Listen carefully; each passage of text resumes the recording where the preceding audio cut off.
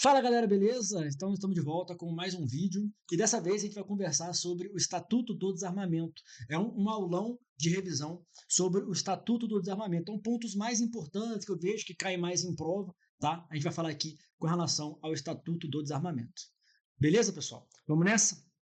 Olha só, primeira informação sobre o Estatuto do Desarmamento, você tem que entender o seguinte, cara, você tem que olhar o Estatuto do Desarmamento como um todo, né? Olhando como um todo, você vai perceber que os crimes eles vão ficando piores, né, mais graves, conforme os artigos vão passando. Então a gente tem artigos que são crimes mais leves, esses que estão de azul aqui são crimes mais leves, ó, pena de detenção. Aí eu tenho crimes que são normais, vamos dizer assim, pena de reclusão. E eu tenho crimes muito mais graves, que são crimes hediondos. Os vermelhos são os hediondos. Beleza? Então, às vezes cai na prova assim: Estatuto do Desarmamento só tem crimes punidos com reclusão.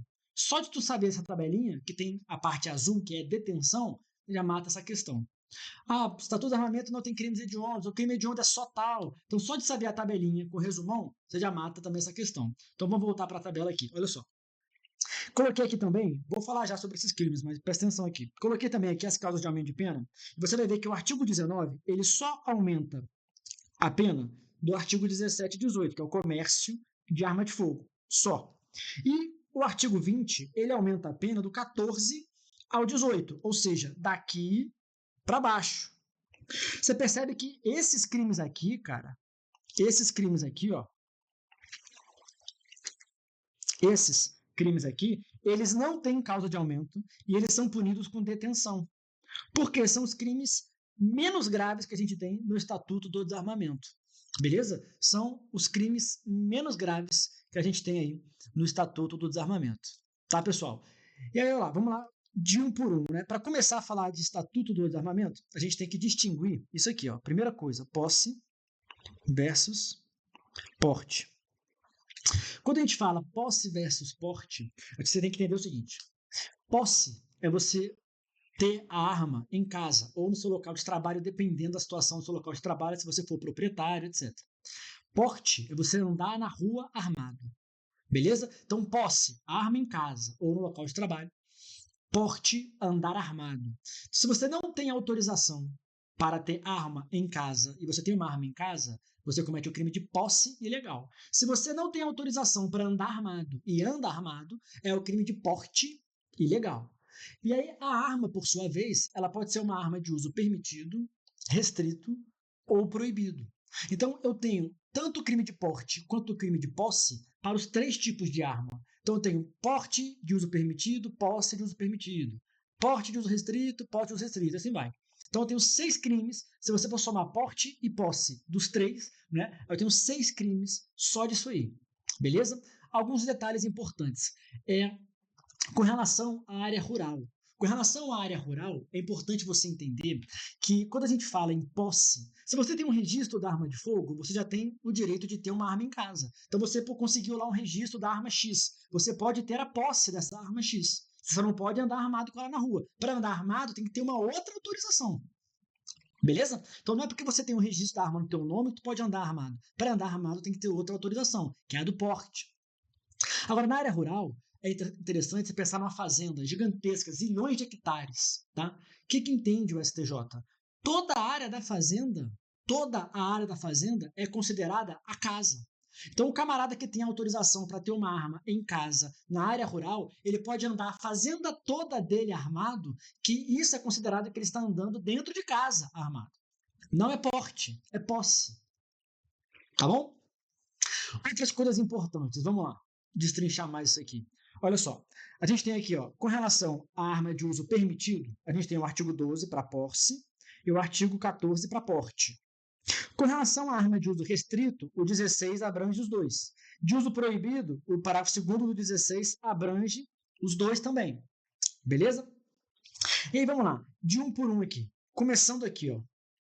Olha só, com relação à hediondez, cuidado para você não confundir a hediondez do roubo com o emprego de arma e a hediondez dos crimes previstos no Estatuto do Desarmamento. Você viu aqui comigo que eu tenho 3 crimes hediondos previstos no Estatuto do Desarmamento. Quais são?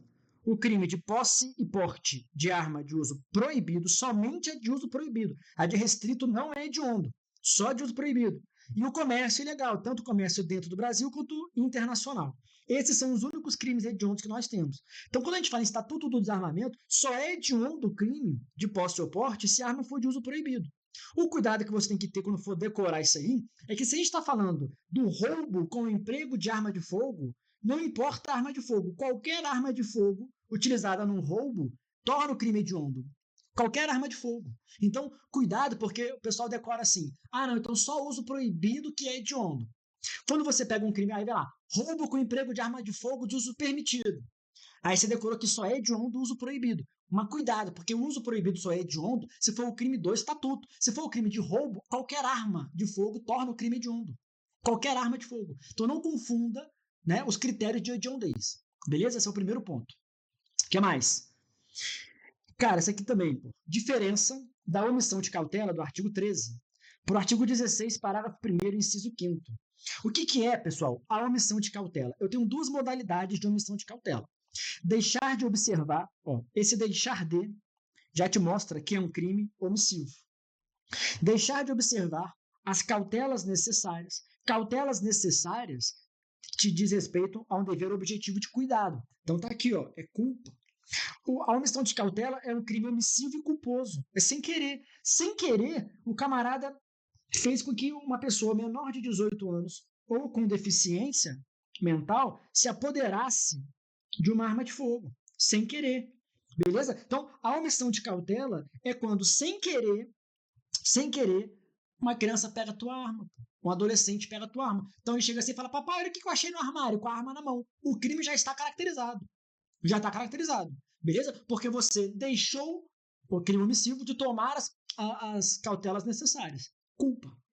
Tranquilo?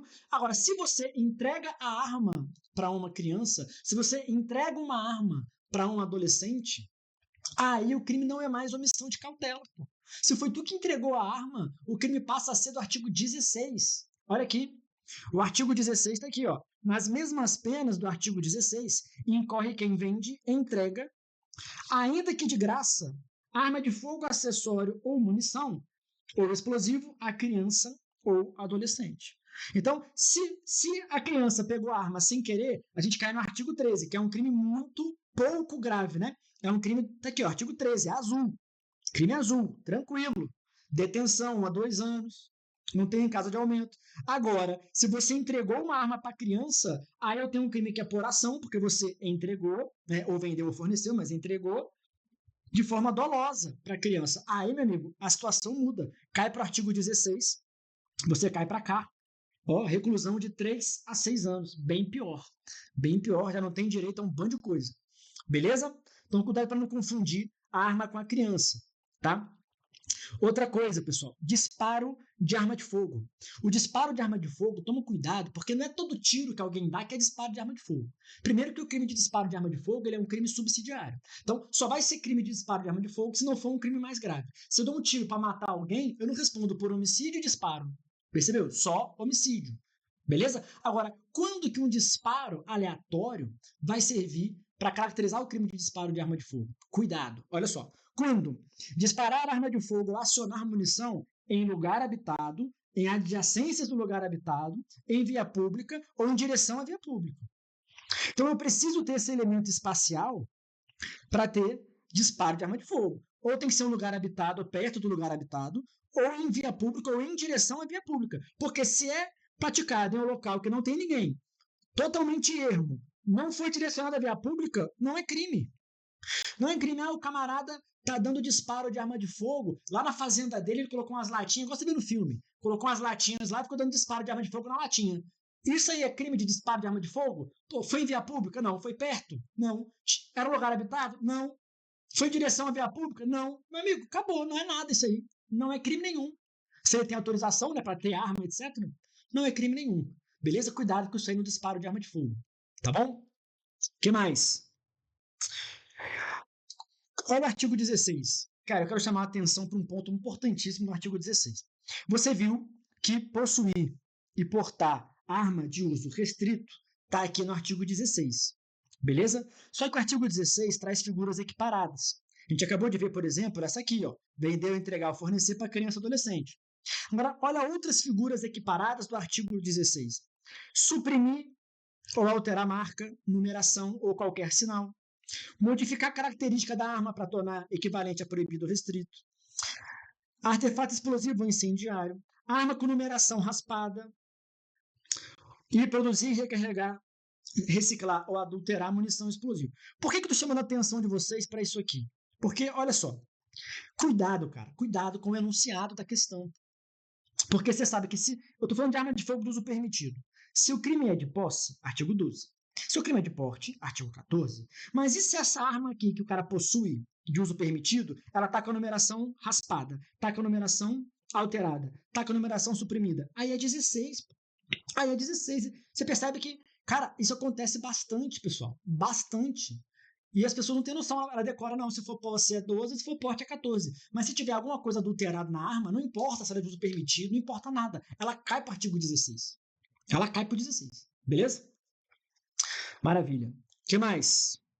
Pronto, olha aí, ó, que maravilha. Cara, as coisas mais importantes que eu queria falar com vocês com relação a porte e posse legal de arma de fogo, do Estatuto do Desarmamento, era isso. Tá bom, pessoal? Então, um resumão mesmo de Estatuto do Desarmamento para você ir para a prova, né, com alguma coisa aí na manga com relação à banca. Beleza? Então, esse é o primeiro bloco, tá, que a gente está gravando de Estatuto do Desarmamento. Fecha a conta e passa a régua. Tchau e obrigado.